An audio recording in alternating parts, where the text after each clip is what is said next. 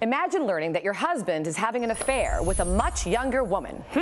First thought would probably be, I'll kill him. Problem is, what if he's already dead? Then what? What do you do? Sounds like a great story, right? Well, it is. It's a novel that will keep you reading page after page, and my next guest is author Gloria Shields, and she is the author of the award-winning book, Quinn's Quest. Good morning. Good morning, Christy. Thanks for being here. Thanks. I gotta tell you, when I read this book, cracking fun read, I felt so bad for the main character, Quinn O'Connor. I mean, she not only learns about her husband's death, he's having an affair. I mean, it's just a really bad day. Yeah, it certainly is a bad day for her, and it's one that just snowballs out of control as it moves along. Now, she's a teacher. Yes, she's a teacher, and she's frustrated at the end of the day. One thing after another happens. She knocks her Coke over onto her briefcase and hits her head on the desk when she tries to clean it up. She stuffs her papers into the case and heads out for the car. And the day just gets worse. Yes, because when she gets to the car, the papers just fall all over the floor, and you know, she slams her hands against the dashboard, and then she has a hot flash. Oh, goodness gracious. I'm not sure if the hot flash is the worst. I'm not there yet, but we'll continue with the book. Now, when she gets home, there's a cop waiting at the door, and she finds out about the affair. Tell me about that. Right. The police officers tell her that her husband was in an automobile accident along with a woman and was killed. Yeah, and his car accident occurred way away from where he was supposed to be. And she soon finds out that the younger woman who was with him was actually his mistress. Aha! That's how we always find out. But then again, what I love about this woman is that she doesn't fall apart. She regroups and decides to move on with her life. And I love that part of the book. Yeah, she sure does. You know, she gets to the point where she can't stand living in that house that they lived in together. She especially hates his favorite chair. Oh, I would hate the chair and more.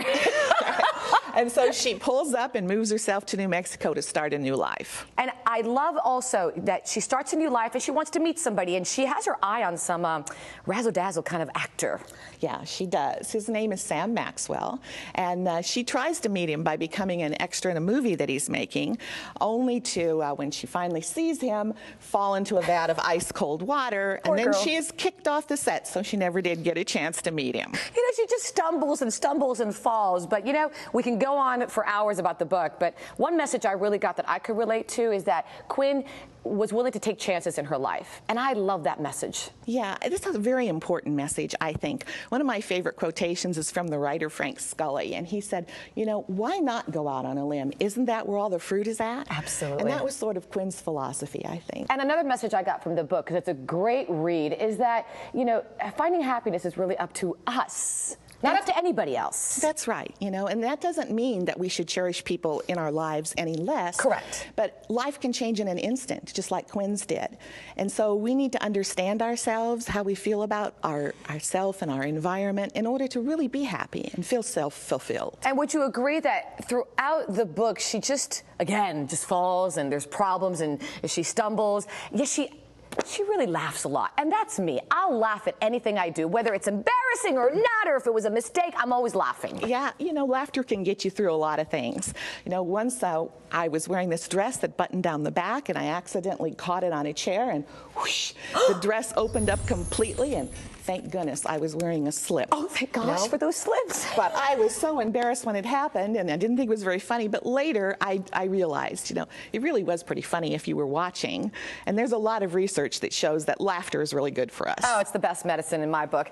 And friends are really a blessing for her in the book, aren't they? They sure are. You know, her friends help her by encouraging her, providing empathy, and they're just there for support. And really, in life, we can get through most anything if we have good friends. Friends are a true blessing. And speaking of life, to wrap it up, you know, I feel one of the things that you really wanted to get across in your book was that everybody really has a whole new life in front of them. They sure do. And you know, Eleanor Roosevelt once said that a woman is like a tea bag. You never know how strong she is until she gets into hot water. That's what happened to Quinn. That's what happens to a lot of us. But, you know, with some of the other things that we've talked about and a little perseverance and strong will, we can get through anything and have a whole new life that we love.